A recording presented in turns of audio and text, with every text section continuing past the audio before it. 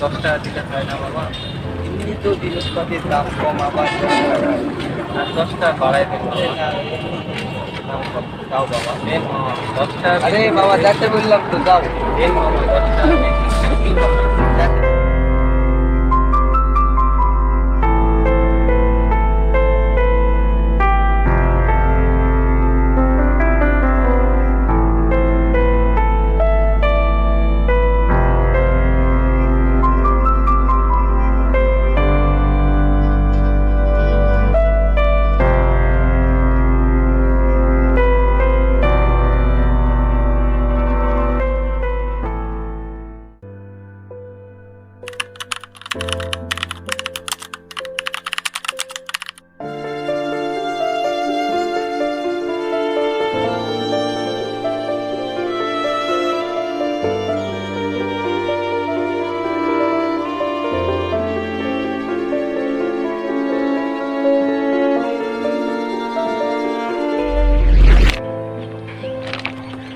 হ্যাঁ, আমি অফিসের কাছাকাছি চলে আসছি, আর 2 থেকে 3 মিনিট লাগবে, ওয়েট।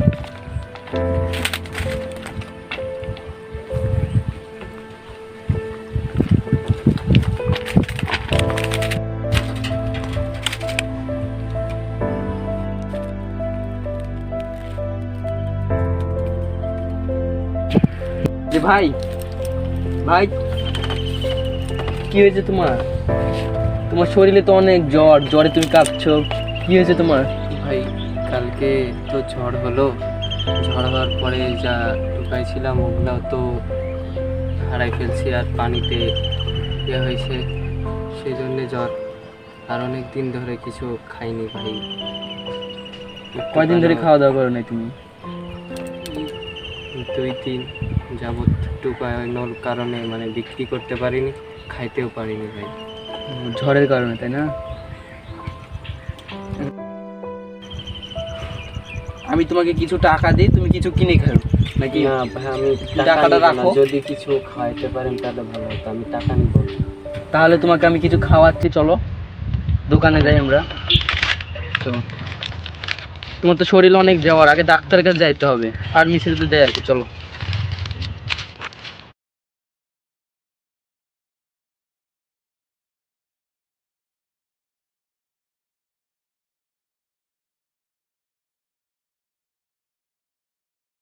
ওর নাম কি?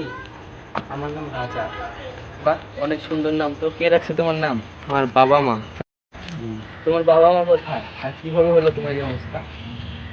আমার মা 7 বছর বয়সে ক্যান্সার রোগে মৃত্যুবরণ করে। আর আমার বাবা এই সেই রেল লাইন দেখছেন, এই ট্রেন অ্যাক্সিডেন্টে মারা গেছে।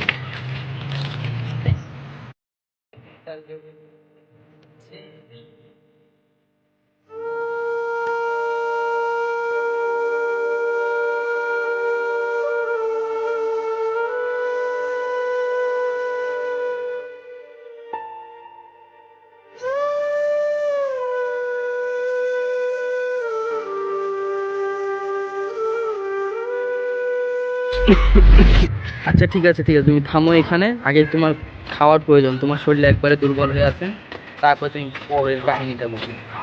চলো আগে দোকানে যাই আমি।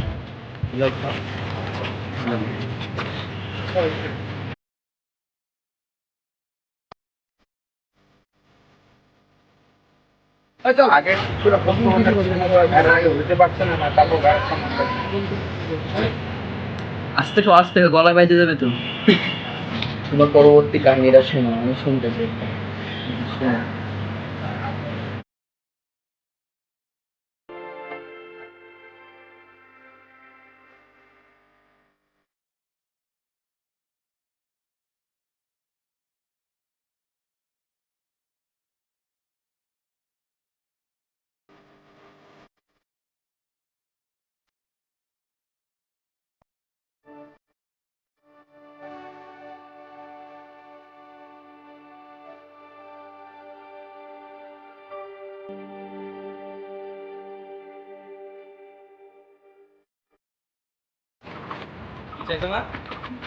আমাকে শুনতে পাচ্ছেন না?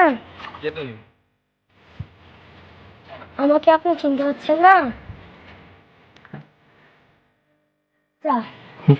কোন রাজা তুই? আপনার বড় ভাইয়ের রূপের ছেলে। কি? তুই রফিকের ছেলে?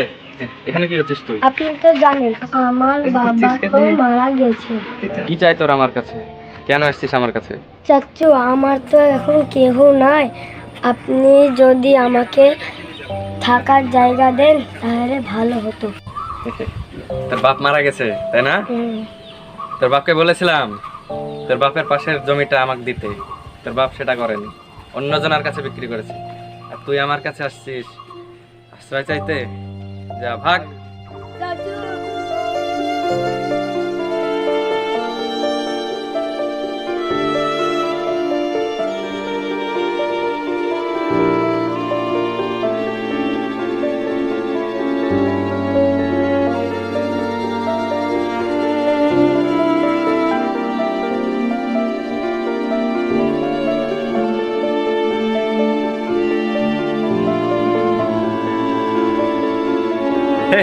বাপ আমার কথা শোনেনি, আবার জায়গা চাইতে আসছে আমার কাছে। যা।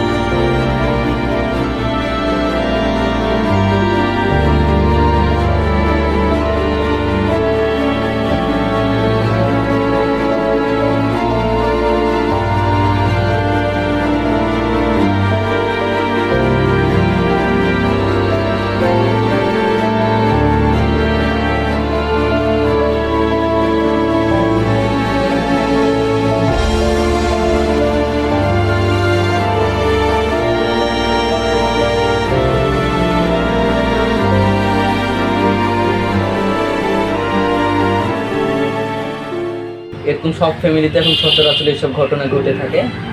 তুমি চিন্তা করো না, এখন নিজের চিন্তা নিজে করতে হবে। তুমি চিন্তা করো না, তুমি তো এখনো সুস্থ না।